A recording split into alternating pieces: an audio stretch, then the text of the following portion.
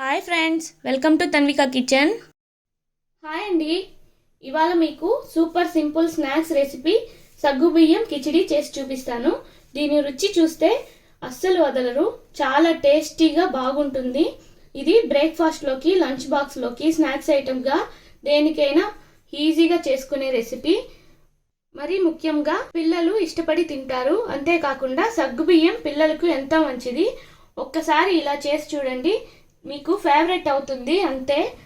మరి ఇంకెందుకు ఆలస్యం, ప్రిపరేషన్లోకి వెళ్ళిపోదామా? సగ్గుబియ్యం కిచిడికి కావాల్సిన పదార్థాలు: సగ్గుబియ్యం 1/4 కిలో తీసుకున్నానండి. ఇది ముందుగా మనము బాగా కడిగి ఇలా పొడి పొడిగా నానబెట్టి పెట్టుకోవాలి. చూసారా, ఇలా మెత్తగా మనకి నానాలి. పొటాటో, ఉర్లగడ్డలు 2 సన్నగా కట్ చేసి పెట్టుకున్నాను.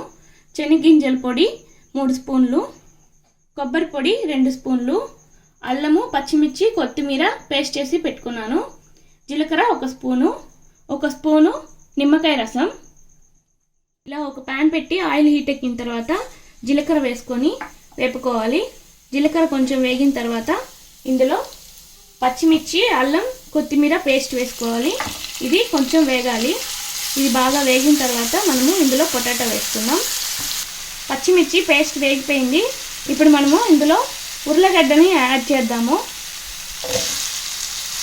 ఇలా ఉర్లగడ్డ వేసుకొని ఒక 2 నిమిషాలు దీన్ని బాగా వేయించుకోవాలి. ఉర్లగడ్డ బాగా వేగిపోయిందండి. చూసారా, ఇలా ఒకసారి మనం అంతా మిక్స్ చేసుకొని ఇందులో సగ్గుబియ్యం యాడ్ చేయాలి. సగ్గుబియ్యం యాడ్ చేసి మొత్తం అంతా ఒకసారి కలుపుకోవాలి. ఈ ఉర్లగడ్డ మిశ్రమం అంతా ఈ సగ్గుబియ్యానికి పట్టుకునేలాగా బాగా కలుపుకోవాలి. ఇందులోనే మనము ఇప్పుడు ఉప్పు వేసుకుందాం. తగినంత ఉప్పు యాడ్ చేస్తున్నాను. ఇలా ఉప్పు వేసుకొని మొత్తం అంతా కలుపుకోవాలి. కలుపుకొని 1 నిమిషం దీన్ని మూత పెట్టి మనము ఉడికించుకుందాం. చూసారా, 1 నిమిషం పాటు మొత్తం అంతా బాగా ఉడికింది. చూడండి, సగ్గుబియ్యం అంతా బాగా ఉడికిపోయాయి. ఇప్పుడు ఇందులో లెమన్ వేసుకుందాం. లెమన్ 1 స్పూన్ వేసుకున్నాను. చూసారండి, ఎంత పొడి పొడిగా బాగా వచ్చింది. ఇది చాలా టేస్టీగా ఉంటుంది. ఇది బ్రేక్ఫాస్ట్లోకి, ఈవినింగ్ స్నాక్స్లోకి చాలా బాగుంటుంది. చాలా ఈజీగా అయిపోతుంది. ఇప్పుడు ఇందులో శనగగింజల పొడి వేసుకుందాం. కొబ్బరి తురుము వేసుకుందాం.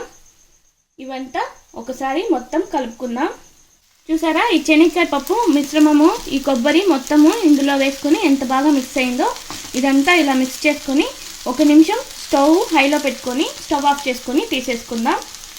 మరి చూసారా, మన రెసిపీ ఎంత బాగా వచ్చిందో. దీన్ని మనం సగ్గుబియ్యంతో చేసుకున్నాం కాబట్టి చాలా హెల్దీ అండి. డైట్ చేసే వారికి కూడా ఇది చాలా బాగా ఉపయోగపడుతుంది. పిల్లలు ఎప్పుడైనా స్నాక్స్ అడిగారంటే వెంటనే మనం ఇలాగా ఈజీగా చేసుకోవచ్చు.